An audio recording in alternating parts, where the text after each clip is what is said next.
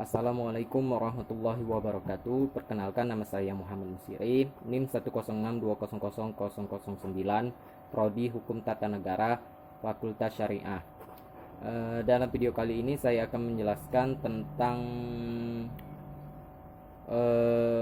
ujian akhir semester MK Ilmu Hukum. Untuk soal yang pertama, saya akan menjelaskan tentang semua materi MK Ilmu Hukum mulai dari awal sampai akhir. Dan soal yang kedua, saya akan menjelaskan apa saja ilmu pembelajaran di dalam materi MK Ilmu Hukum ini, dan saya juga akan mengkritik dosen pengampu saya, cara pembelajarannya, cara penyampaiannya, dan lain sebagainya. Baiklah, yang pertama saya akan menjelaskan materi yang pertama, apa itu pengertian ilmu hukum. Ilmu hukum merupakan batasan yang diberikan terhadap kajian ilmu hukum. Definisi ilmu hukum kemudian menjadi persoalan yang terlebih dahulu harus dijawab oleh para sarjana hukum sebelum mendefinisikan hukum itu sendiri. Oleh karena itu, hukum telah berkembang menjadi ilmu pengetahuan yang sangat maju dan tak pernah putus sebagai bahan kajian. Definisi ilmu hukum berdasarkan pendapat dari para pakar tersebut, secara umum dapat disimpulkan definisi ilmu hukum adalah ilmu pengetahuan yang objeknya adalah hukum. Kajian ilmu hukum tidak terbatas pada suatu wilayah saja, karena juga membutuhkan perbandingan mengenai hukum di tempat lain. Istilah ilmu hukum legal science adalah istilah bagi ilmu hukum di negara Inggris. Penggunaan istilah tersebut akan berbeda jika diterjemahkan secara etimologi. Istilah legal, lex, Latin, ketika diterjemahkan bisa berarti undang-undang, dan science berarti ilmu, sehingga legal science justru bisa berarti ilmu tentang undang-undang. Tujuan program studi ilmu hukum bertujuan menyiapkan serta didik menjadi sarjana hukum yang mampu menggunakan hukum sebagai sarana untuk memecahkan masalah kemasyarakatan dan bijaksana dan berdasarkan atas prinsip hukum. Materi yang kedua, tujuan dan kegunaan pengantar ilmu hukum. Tujuan dan kegunaan pengantar ilmu hukum itu sendiri adalah untuk dapat menjelaskan tentang keadaan inti dan dimaksud dari tujuan sebagai penting dalam hukum, serta hubungan antara berbagai bagian tersebut dengan ilmu pengetahuan hukum lainnya. Adapun kegunaan mempelajarinya adalah untuk dapat memahami bagian-bagian jenis-jenis ilmu hukum lainnya. Materi yang ketiga, sejarah tata hukum Indonesia pada masa POC, Financial Ops Investment Company. POC lebih fokus pada perekonomian sehingga bidang hukum kurang terperhatikan. Pada tahun 1642 keluar Statuta Ban Batavia dan diperbaharui lagi pada tahun 1766 dengan nama Neui Batavia Statuta Batavia baru. Bagaimana dengan hukum-hukum yang ada dalam masyarakat?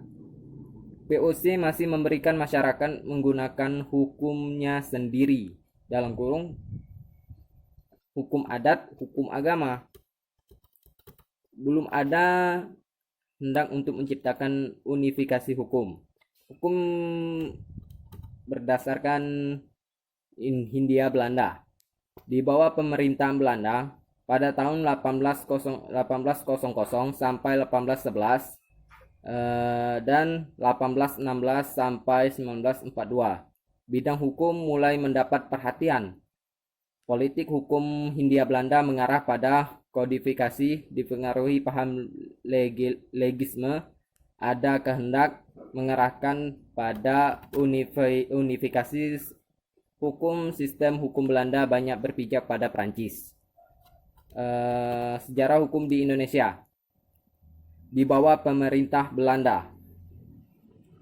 Bidang hukum mulai mendapat perhatian politik hukum. Ini sudah, maaf ya, ini sudah.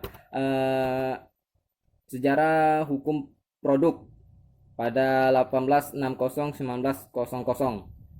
Pada tahun 1870 Agreste Waits, dan pada tahun 1866 KUHP untuk Eropa, dan 1872 KUHP untuk bukan Eropa. KUHP akhirnya diunifikasikan tahun 1918. Tata hukum pada masa pendudukan Jepang tidak membawa perubahan mendasar pada bidang tata hukum di Indonesia. Fokus pada mobilisasi penduduk di Indonesia untuk kepentingan Jepang dan Perang Dunia Kedua. Produk hukum yang penting Osamu Shirei nomor 1 tahun 1942 yang diantaranya mengatur ketentuan peralihan yang mengakibatkan peraturan-peraturan sebelumnya. Produk pemerintah Hindia Belanda masih berlaku.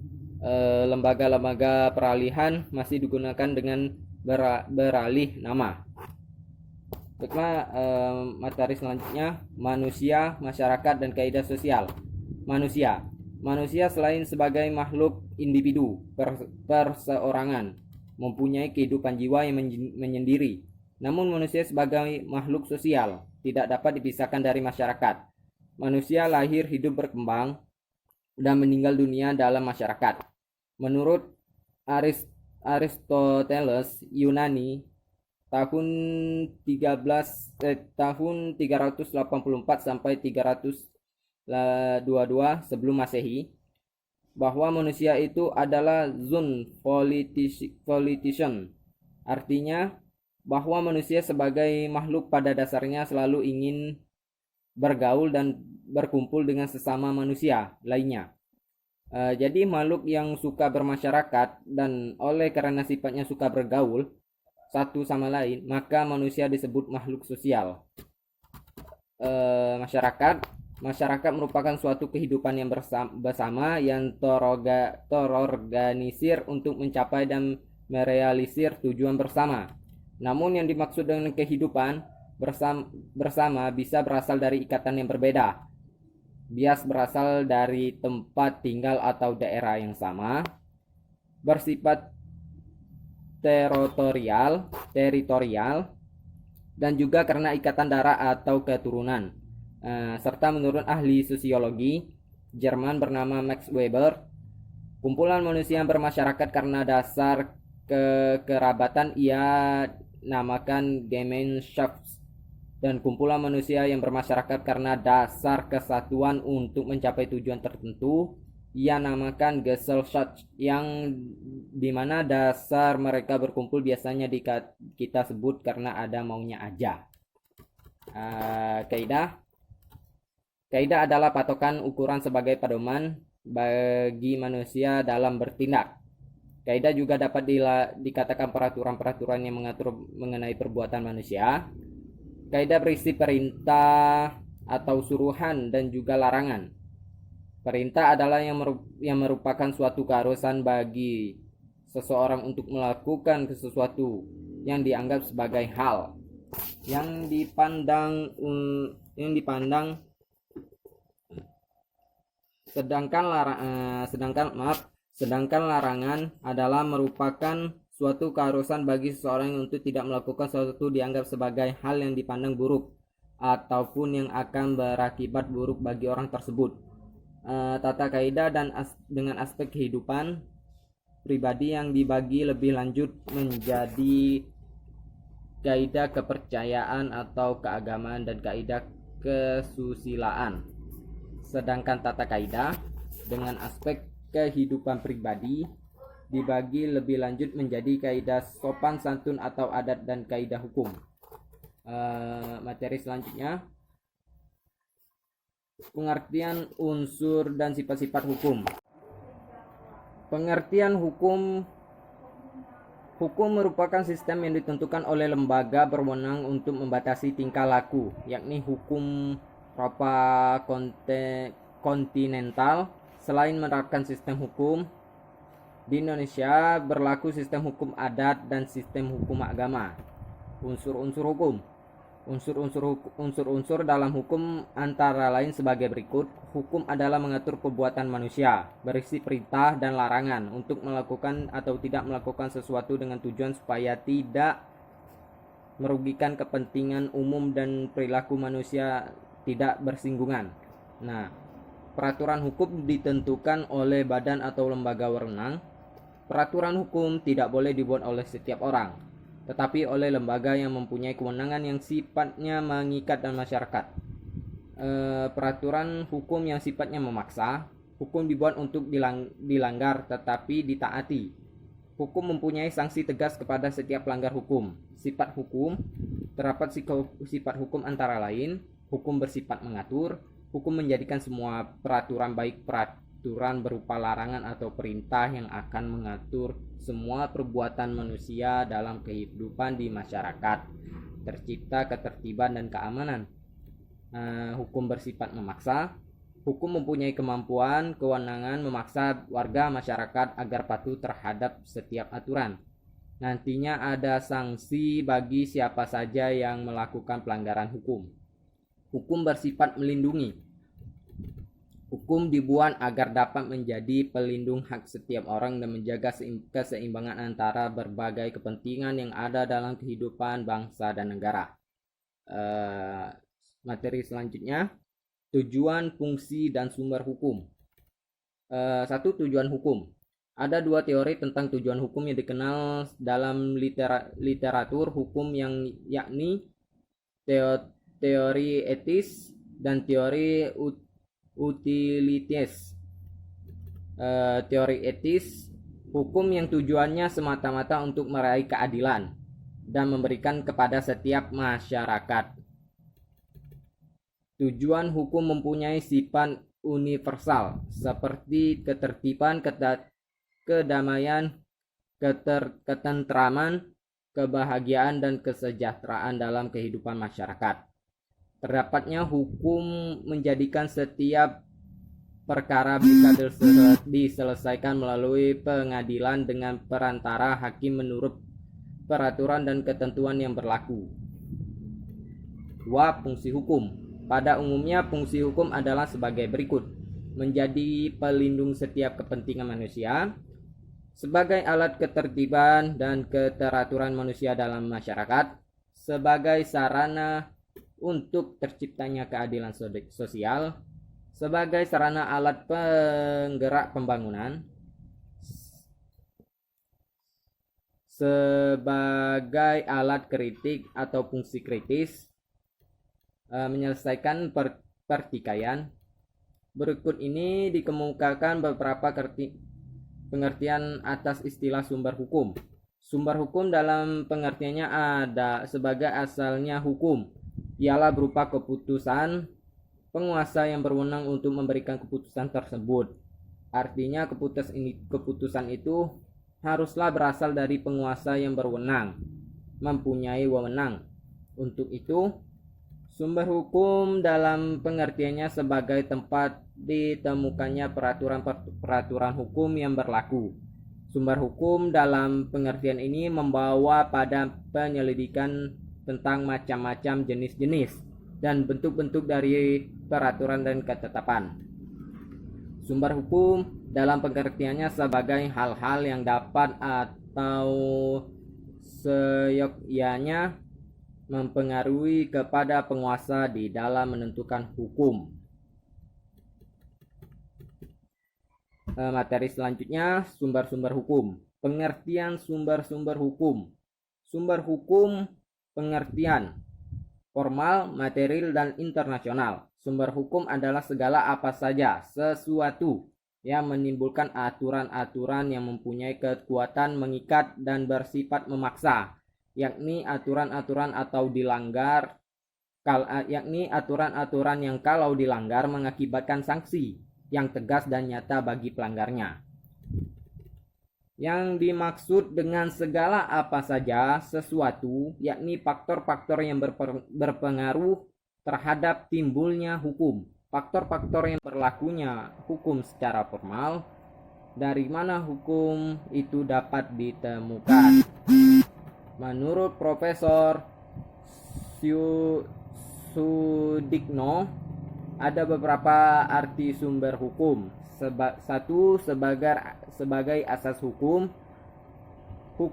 Dua, hukum terdahulu yang memberi bahan. Tiga, dasar berlakunya. Empat, tempat mengetahui hukum. Lima, sebab yang menimbulkan hukum. Materi selanjutnya, pengertian dasar konsep hukum. Dalam hukum dan ilmu hukum juga telah berbentuk berbagai pengertian atau konsep untuk menyusun secara sistematis fakta mengenai keseluruhan asas-asas dan kaidah hukum menjadi suatu kesatuan. Nah, konsep atau pengertian dalam bidang hukum itu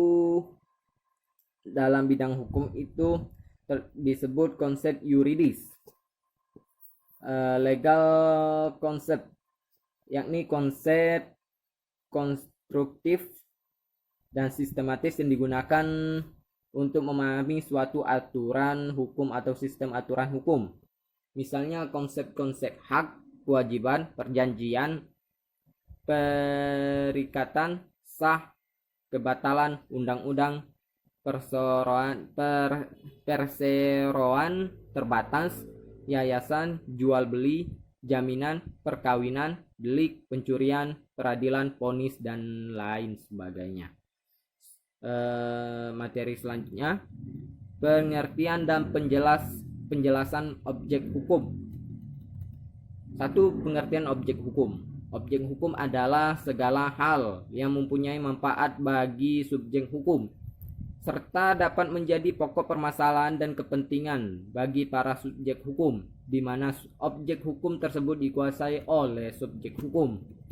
Agar lebih mudah dipahami, ada baiknya kita memberi sebuah contoh. Contoh, Budi memiliki sebuah mobil. Ia melakukan perjanjian jual beli mobil dengan Susi. Dalam hal ini, mobil menjadi objek hukum dari perjanjian jual beli tersebut. Penjelasan dari contoh objek hukum. Mobil, objek yang dikuasai atau dimiliki oleh Andi, subjek. Tersebut mempunyai manfaat bagi pemiliknya yaitu Andi sendiri. Ketika Andi melakukan perbuatan hukum berupa jual beli dan dengan subjek hukum lainnya yakni Susi, maka mobil akan menjadi objek hukum dalam perjanjian tersebut.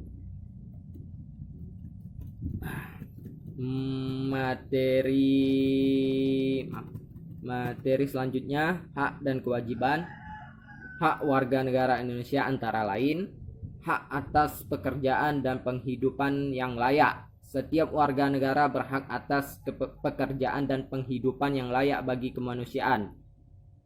Pasal 27 ayat 2. Hak untuk hidup dan mempertahankan kehidupan. Setiap orang berhak untuk hidup serta berhak mempertahankan hidup dan kehidupannya. Pasal 28A. Hak untuk membentuk keluarga dan melanjutkan keturunan melalui perkawinan yang sah. Pasal 28B ayat 1. Hak atas kelangsungan hidup. Setiap anak berhak atas kelangsungan hidup, tumbuh dan berkembang.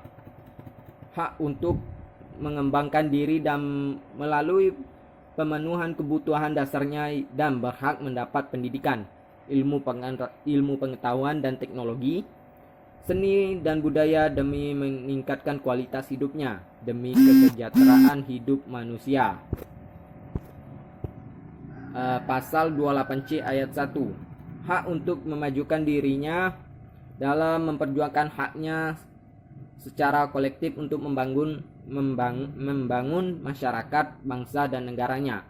Pasal 28C ayat 2. Hak atas pengakuan, jaminan, perlindungan dan kepastian hukum yang adil serta perlakuan yang sama di depan hukum. Pasal 28D ayat 1. Hak untuk mempunyai hak milik pribadi, hak untuk hidup, hak untuk tidak disiksa, hak untuk kemerdekaan pikiran dan hati nurani, hak beragama, dan hak untuk tidak diperbudak, hak untuk diakui sebagai pribadi di hadapan hukum, dan hak untuk tidak dituntut atas dasar hukum yang berlaku surut ialah hak asasi manusia yang tidak dapat dikurangi dalam keadaan apapun. Pasal 28I ayat 1. Kewajiban warga negara Indonesia antara lain wajib menaati hukum dan pemerintah. Pasal 27 ayat 1 UUD 1945 berbunyi, segala warga negara bersamaan kedudukannya di dalam hukum dan pemerintahan wajib menjunjung hukum pemerintahan itu dengan tidak ada kecualinya bagi yang penegak hukum. Untuk masyarakat tuh wajib ikut dalam upaya pembelaan negara. Pasal 27 ayat 3 UUD 1945 menyatakan, setiap warga negara berhak dan wajib ikut serta dalam upaya pembelaan negara. Wajib menghormati hak asasi manusia orang lain. Pasal 28J ayat 1 mengatakan, setiap orang wajib menghormati hak asasi manusia orang lain. Selanjutnya, wajib tunduk kepada pembatasan yang ditetapkan dengan undang-undang. Pasal 28J ayat 2 menyatakan dalam menjalankan hak dan kebebasannya, setiap orang wajib tunduk kepada pembatasan yang undang-undang dengan maksud untuk menjamin pengakuan serta penghormatan atas hak kebebasan orang lain untuk memenuhi tuntutan yang adil sesuai dengan pertimbangan apa saja yang terdapat di MK Ilmu Hukum, dan saya juga akan memberi kritikan yang membangun kepada dosen pengampu saya.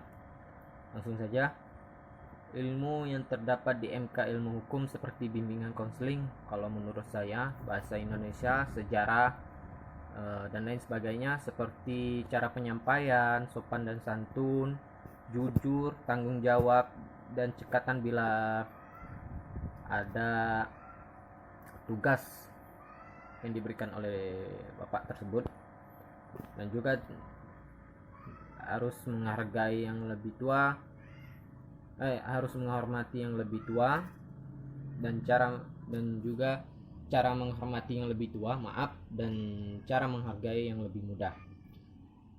Untuk kritikan membangun dari saya, bapak mungkin cara mendidik kami seperti dibilang keras, dan tetapi kan bapak sudah memberikan alasan mengapa bapak mendidik kami secara keras, karena bapak bilang untuk membentuk karakter kami seperti yang bapak inginkan. Dan saya juga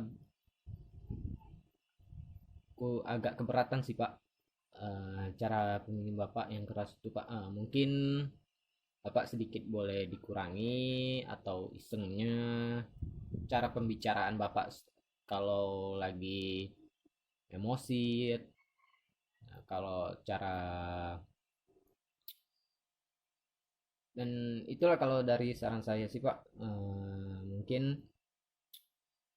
bisa meredakan emosi bapak dulu, lebih tenang dulu, baru lanjutkan lagi pembelajaran, terus lagi bisa dikurangi sedikit karakter kerasnya itu pak.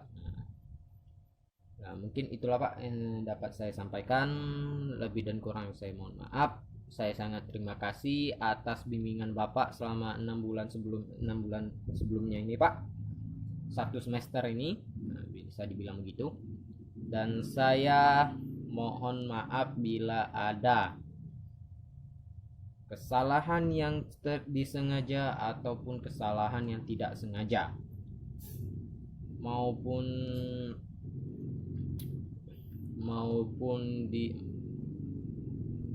maupun di WhatsApp ataupun di chat pribadi. Saya mohon maaf bila ada kata-kata saya yang salah, cara penyampaian saya yang kurang tepat dalam video ini, saya mohon maaf. Sekali lagi saya akhiri, wabillahi taufiq wal hidayah. Wassalamualaikum warahmatullahi wabarakatuh.